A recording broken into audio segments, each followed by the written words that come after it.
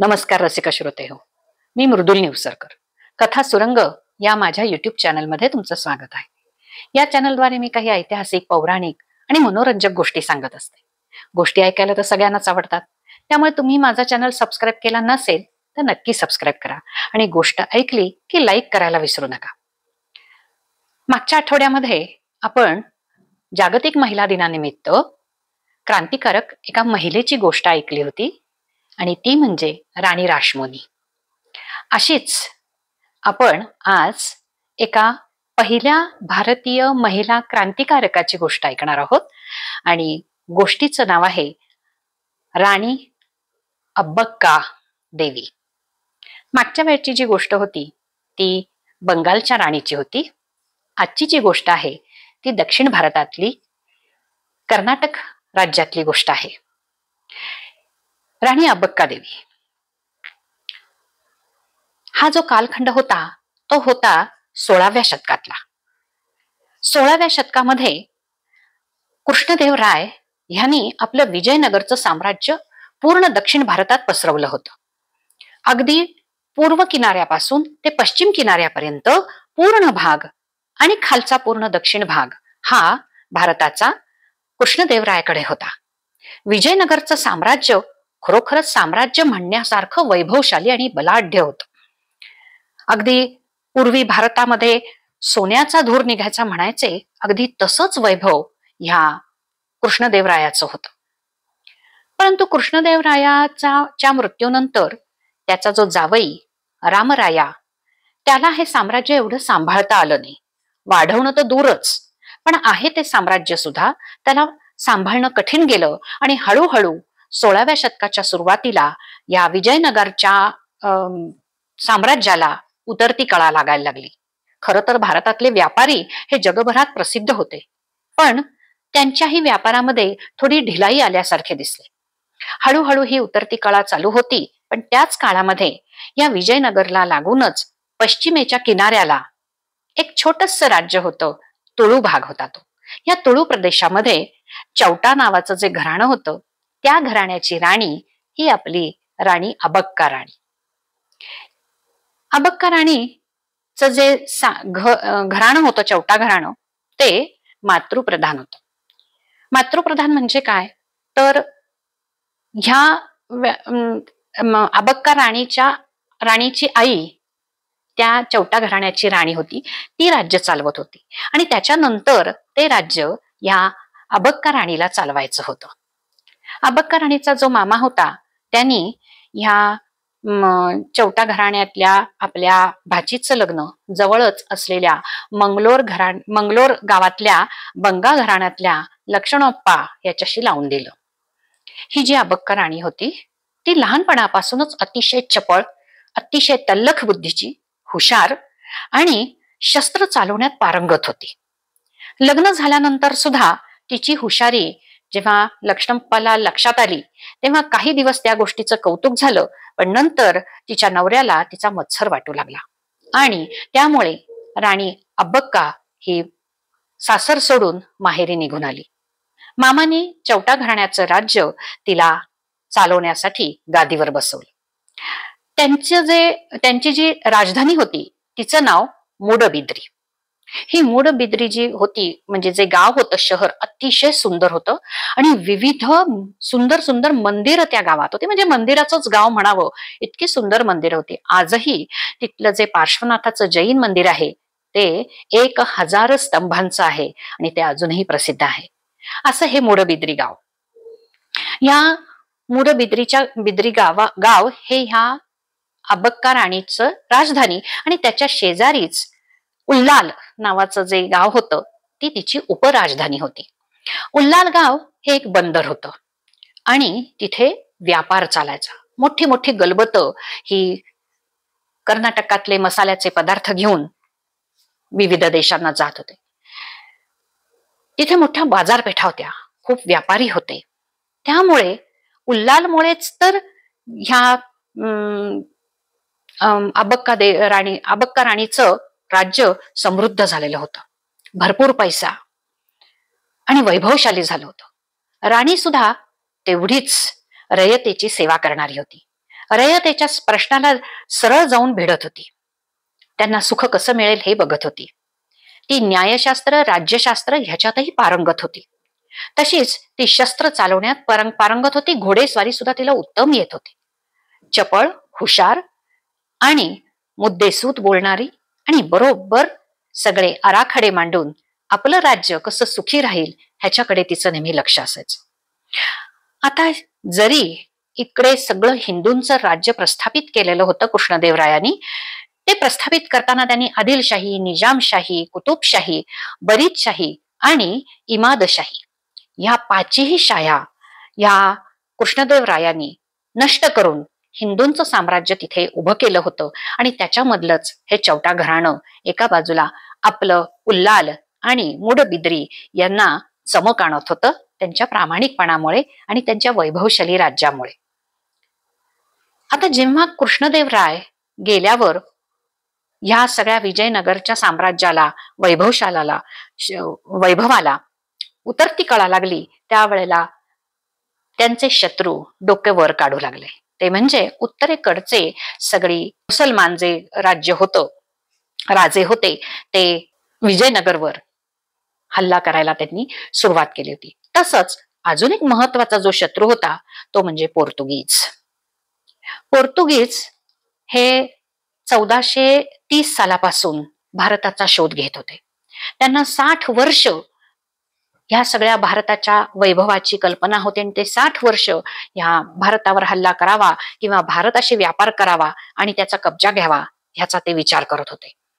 त्यामुळे हिंदुस्थानच्या शोधामध्ये वास्को द गामा हा पोर्तुगीज 1496 साली एका भारतीय व्यापाराला झांजिबार या गावी दक्षिण आफ्रिकेत भेटला आणि त्या चंदन या व्यापाराबरोबर भारतामध्ये आला. भारताचं ते वैभव पाहून पोर्तुगीज हरखूनच गेले आणि 10 वर्षातच त्यांनी गोवा काबीज केलं. गोवा काबीज केल्यानंतर त्यांना सगळी जी पश्चिम आणि दक्षिण पट्टी होती, बंदरं होती, ती सगळी काबीज करायची होती. त्यामुळे हळूहळू त्यांनी गोवा, नंतर दीव, दमण, नंतर मुंबई असे एक एक त्यांनी काबीज करायला सुरुवात केली होती. 1525 साली त्यांनी मंगलोरवर हल्ला केला आणि मंगलोरही ताब्यात घेतलं. त्याच्या जवळच होतं उल्लाल, हे अबक्का राणीचं आणि म्हणजे उपराजधानी, आणि राजधानी होती मूडबिद्री. इतक्या जवळ जरी संकट येऊन पोचलं होतं तरी अबक्का राणी घाबरली नव्हती. 1525 साली जरी मंगलोर घेतलं तरी सुद्धा ह्या मूडबिद्रीवर हल्ला करायला जरा वेळच लागला. 1546 साली पोर्तुगीजांना या उल्लाल मधून निघणारा सोन्याचा धूर डोळ्याला झोंबायला लागला आणि त्यांनी मूडबिद्रीवर हल्ला केला. राणीने त्याचा इतका कडवा प्रतिकार केला की पोर्तुगीज पळूनच गेले. पोर्तुगीजांच्या हाती काहीच नाही लागलं. त्यावेळेला अबक्का राणी फक्त 21 वर्षाची होती.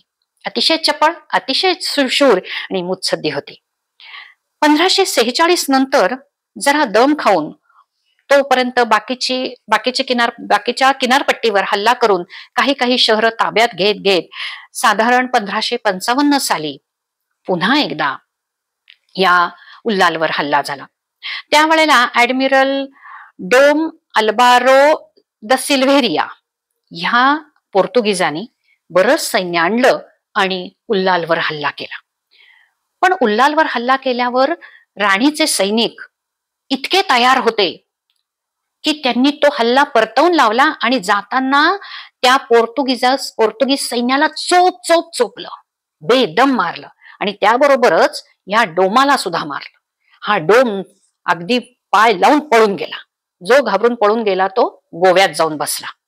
त्याला दहशत बसली. बापरे, आपल्याला वाटलं होतं तेवढं काही उल्लाल घेणं सोपं नाही. आपल्याला वाटलं एखादी राणी आहे, स्त्री आहे, आपण सहज हरवू, छोटस तर गाव आहे, इतकी तर गावं आपण गोवा आणि दीव दमण सारखी ताब्यात घेतली, तर हे उल्लाल काय. पण इतकं सोपं नाही. तो पळून गेला. पळून गेल्यानंतर त्याच्या ते मनाला लागलं आणि त्याने ठरवलं नाही परत हल्ला करायचा. पोर्तुगीजांनी अजून सैन्य पाठवलं, नवीन सेनापती घेतला आणि त्या सेनापतींनी 1558 साली पुन्हा हल्ला केला आणि ह्या वेळेला त्यांनी मूडबिद्रीमध्ये आणि उल्लालमध्ये हैदोस मांडला. अगदी हैदोस म्हणावा तसा. मंदिरं पाडली, जाळपोळ केली, व्यापारी पेठा जाळल्या, गलबत जाळली, जे निरपराध लोक होते त्यांनाही मारलं, कापलं, अत्याचार केले, असा बराच हैदोस मांडून धुमाकूळ घातला. पण तरी सुद्धा राणीनी आणि त्याच्या सैन्याने इतका कडवा प्रतिकार केला की पोर्तुगीजांना पुन्हा पळून जावं लागलं. पोर्तुगीज गेले, पण त्यांच्या लक्षात आलं की एवढ्यानी काही भागणार नाही, खूप मोठं सैन्य पाहिजे. म्हणजे 1558 पासून, साधारण 55-58 पासून त्यांनी 1568 पर्यंत प्रचंड तयारी केली.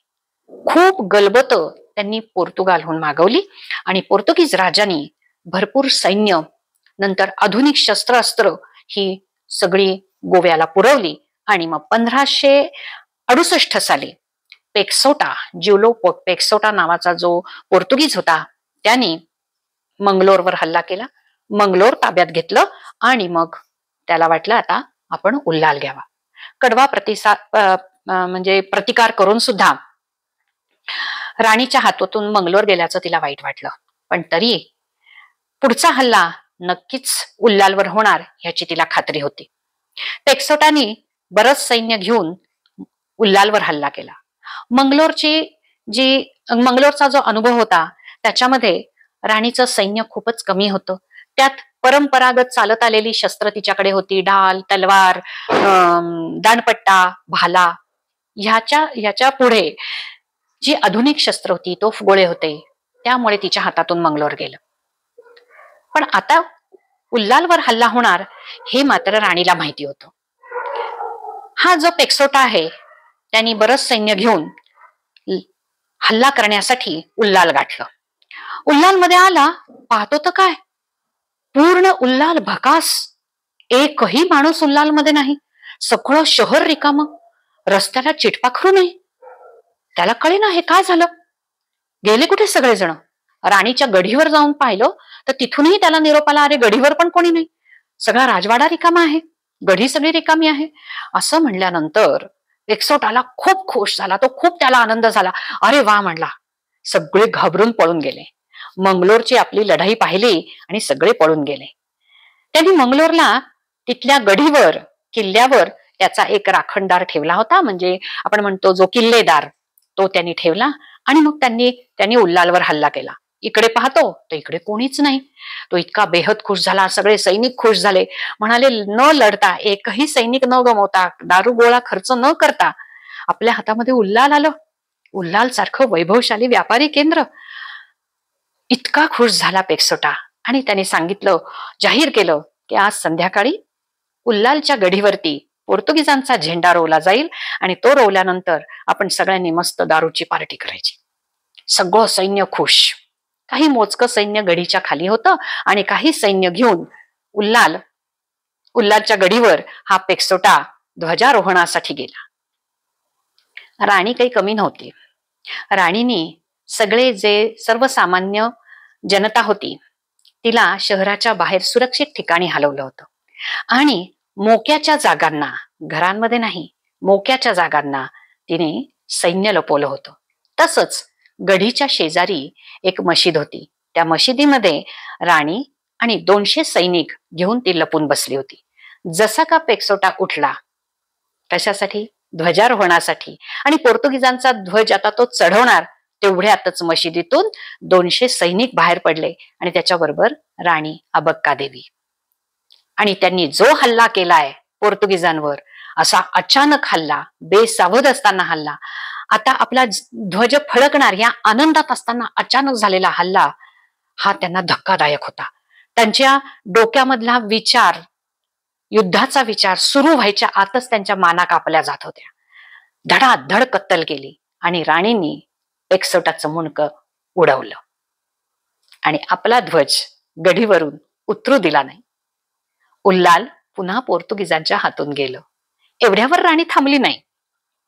राणी पेक्सोटा गेला आणि उल्हाल हातात आलेलं नाहीये आणि गावातल्या सैन्याने सुद्धा पेक्सोटाच्या सैन्याचा चिंध्या उडवल्या आणि उरलेले सैनिक पळून गेले, ही बातमी मंगलोरला पोचायच्या आत, कळायच्या आत तिने सगळ्या सैन्याला सांगितलं होतं की इथलं काम उरकलं की मंगलोर गाठायचं.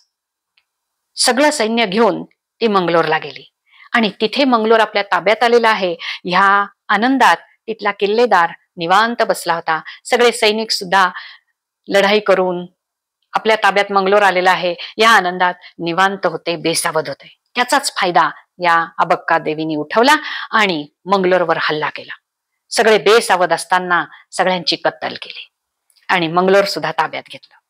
आता ती म्हणली मंगलोर तर आपलंच होतं, उल्लालही आपलंच होतं, ते तर आपण वाचवलंच, पण या पोर्तुगीजांना जर धडा शिकवायचा असेल तर आता पुढचं कार्य करायचं म्हणजे ताबडतोब इथून निघायचं. आणि तिने काय केलं तर मंगलोर पासून 100 किलोमीटरवर ह्या पोर्तुगीजांची एक वसाहत होती, त्या वसाहतीवर ताबडतोब हल्ला केला. तेही बेसावध होते. असा आपल्या वसाहतीवर हल्ला होईल ह्याची त्यांनी कल्पनाच कधी केली नव्हती आणि राणीने ते करून दाखवलं. वसाहतीवर हल्ला केला आणि पोर्तुगीजांची वसाहत आपल्या ताब्यात घेतली. अशी ही शूर, अतिशय धाडसी. आता तिच्याकडे पोर्तुगीजांची वसाहत, मंगलोर शहर, उल्लाल आणि तिचं मोडबिद्री, अशाची ती साम्राज्ञी होती खरं तर. परंतु तिचं हे वैभव, तिचं हे धाडस, तिचा हा शूरपणा हे तिच्या नवऱ्याच्या डोळ्यात खुपलं. त्याला तिचा मत्सर वाटू लागला आणि हिला हिच्या शहाणपणाचा धडा शिकवायला पाहिजे असंच काहीतरी वाटलं असेल. त्याने पोर्तुगीजांशी हात मिळवणी केली. पोर्तुगीजांना तेच हवं होतं. तिच्याच नवऱ्याच्या मार्फत त्यांनी तिला निरोप पाठवला की आमची जी तुम्ही वसाहत घेतली आहे त्याच्या बाबतीत तह करण्यासाठी बोलणी करायला आमच्याकडे या. राणी सुद्धा बेसावध, काही मनात न आणता पोर्तुगीजांवर आणि आपल्या नवऱ्यावर विश्वास ठेवून पोर्तुगीजांकडे बोलणी करायला गेली आणि तिथेच चूक झाली. तिथेच तिला कैद केलं आणि त्या कैदेतून पळून जात असताना 1570 साली तिला मारून टाकण्यात आलं. पण तिची ही शूरता, वीरता, शत्रूंबरोबर लढणं, आपल्या देशाचं स्वातंत्र्य टिकवणं हे काही सोपं नव्हतं. ते तिने करून दाखवलं. ही होती भारताची पहिली क्रांतिकारक. तिच्या इतका कडवा लढा पोर्तुगीजांना कोणीच दिला नव्हता. सगळे मोठे मोठे राजे सुद्धा पोर्तुगीजांपुढे शरण आले होते, पण राणी अबक्कादेवी नाही. ह्या राणी अबक्कादेवीच्या जन्माला 2023 साली, आता हे 25 चालू आहे, 2023 साली 500 वर्ष झाली आणि म्हणून भारत सरकारने राणी अबक्कादेवीच्या नावाने पोस्टाचं तिकीट काढलेलं आहे. अजूनही कर्नाटकामध्ये तिच्या ह्या शूरपणाचे लोकगीतामध्ये नक्कीच गाणी गायली जातात. अशी होती आपली भारताची पहिली क्रांतिकारक राणी अबक्कादेवी.